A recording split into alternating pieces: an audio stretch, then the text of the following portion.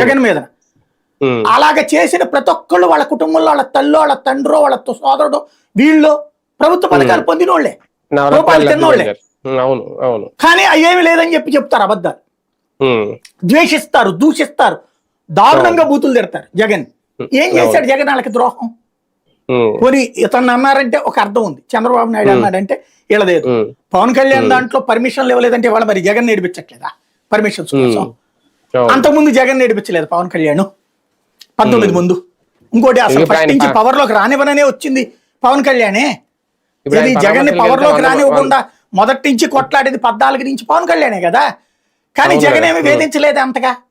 అదేమంటే సినిమా టికెట్ల గురించి, సినిమా టికెట్లు ఈయన ఒక్కడి కోసం చేయలేదే, టోటల్ సినిమా ఇండస్ట్రీకి చేసిందే.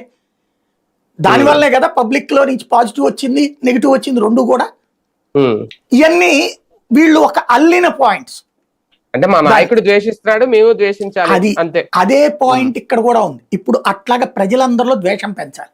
చంద్రబాబు ప్రస్తుతం ప్లాన్ చేస్తున్నది ఏంటంటే, జనంలో ఇప్పుడు రేపు పొద్దున ఇప్పుడు జగన్ ఏం చెప్పుకున్నాడు, నా నవరత్నాలు ఇంత చేశా, ఇంకా ఇదే మళ్ళీ కొనసాగిస్తా, పాలనా సంస్కరణలు ఇది చేశా, నాకు ఓటేయి అంటే ఓడగొట్టి కూర్చోబెట్టారు 11 సీట్లు ఇచ్చి.